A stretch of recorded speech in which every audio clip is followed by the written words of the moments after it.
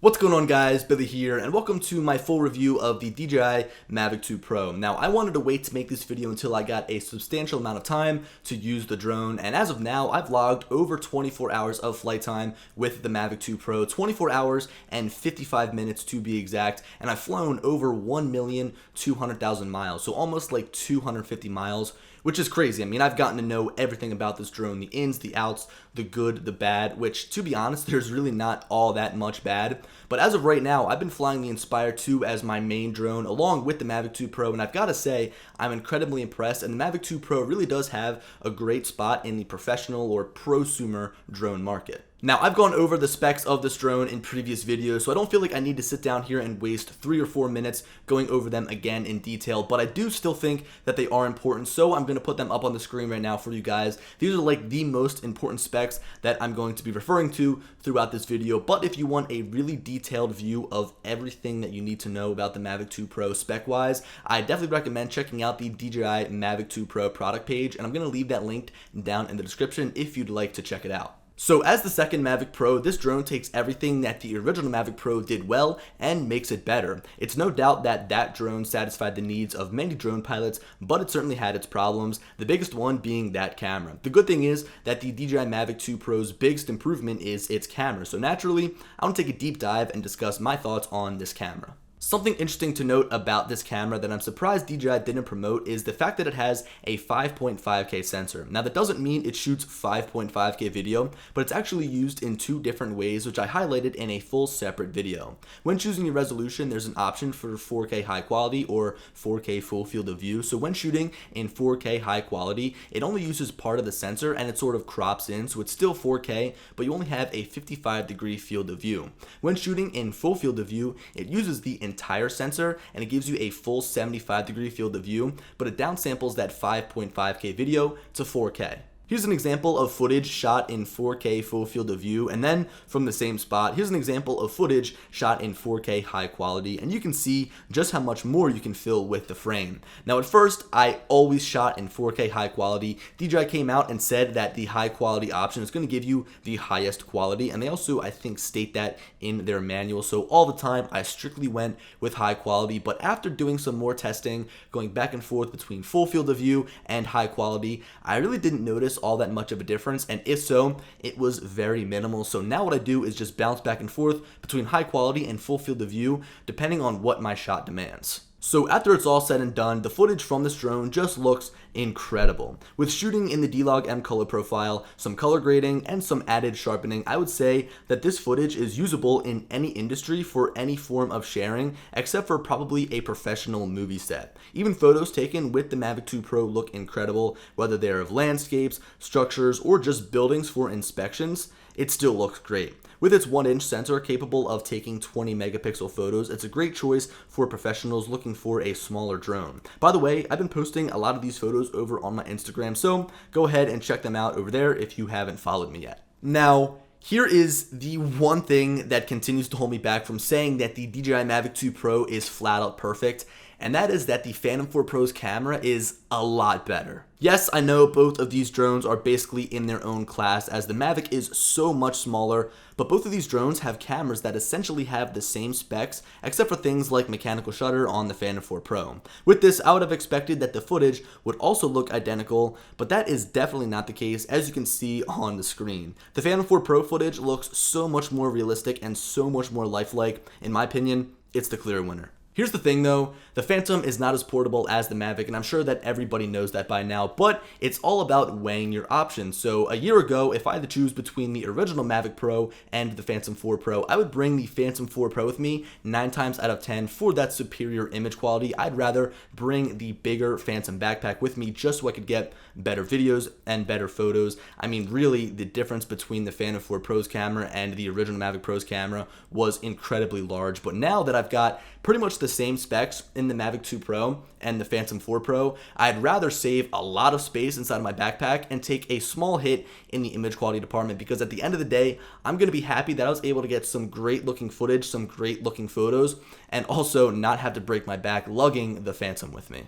Okay, so enough about the camera. We all know that the Mavic 2 Pro has a really good camera, but I would say that that is the biggest change about the drone. Now, DJI did bring us some changes to the aircraft body itself, as well as under the hood, all of which are very welcome changes. It still feels like you are flying a Mavic, just a little bit more powerful. The biggest change that I've noted about the Mavic 2 Pro from the original Mavic Pro is the noise level of the drone while it's flying. It is so incredibly quiet. Honestly, it shocked me. I could be flying at 100 or 150 feet and the people on the ground wouldn't be able to hear it. The brand new ESCs and low noise propellers really do make a difference, and if you're coming from something like the Mavic Pro Platinum, you probably aren't as impressed as I am, but man, having a quiet drone is so helpful in almost every situation. I can confidently say that this is the quietest drone that I've used, minus maybe the Spark. Here, have a listen to what the Mavic 2 Pro sounds like compared to the original Mavic Pro.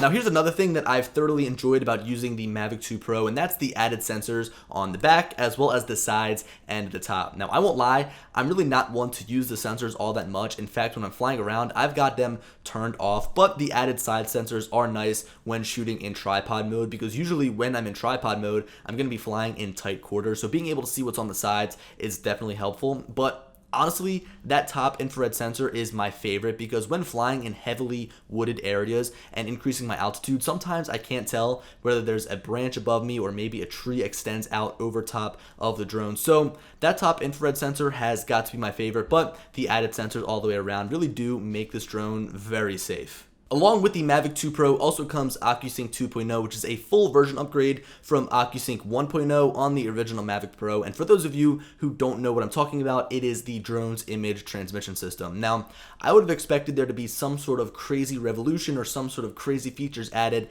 because this is like a brand new version number. It's going from 1.0 to 2.0, but all we got was a distance increase. So now instead of going 4.3 miles or 7 kilometers, we can go 5.0 miles or 8 kilometers. Despite this being the only big change on paper between OcuSync 1.0 and 2.0, I've got to say that OcuSync as a whole is really what makes the Mavic series what it is. I mean, if you've got a great drone that's got a great camera and it's got great speed and great flight time, none of that matters if you can't control it from a reasonable distance away. So imagine hitting a wall, let's say a half a mile or a mile, because your drone loses signal or starts to get really choppy from interference.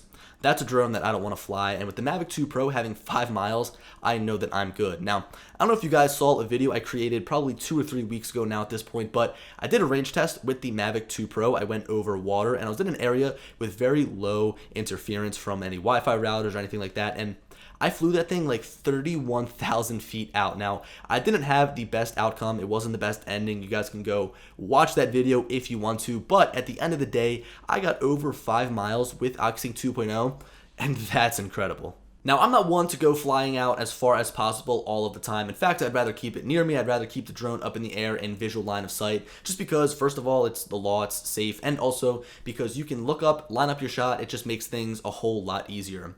In terms of range, OcuSync is great. I got over 5 miles, which is still just incredible, but also it's really good for interference. So here in the city of Philadelphia, I can fly in a very congested area and not have any hiccups in the image transmission system feed or anything like that. I mean, the controls are still rock solid, low latency, everything is great. OcuSync 2.0, again, is really what makes the Mavic 2 Pro what it is. So in the beginning of this review, I mentioned speed and flight time, so I guess just performance of the Mavic 2 Pro in general. And yes, the Mavic 2 Pro is a very powerful drone, but here's the thing, so is the original Mavic Pro released 2 years ago, right? So in those 2 years, we get 4 extra minutes of flight time, or I guess 1 minute if you're coming from the Platinum version of the original Mavic Pro to the Mavic 2 Pro. And we also get 5 extra miles per hour added to our top speed. And in 2 years, that doesn't seem like that big of an upgrade, but just think about in a couple of years from now with, say, the Mavic 3 or even the Mavic 4, we're going to get a very fast, very long flying drone. And I really can't wait to see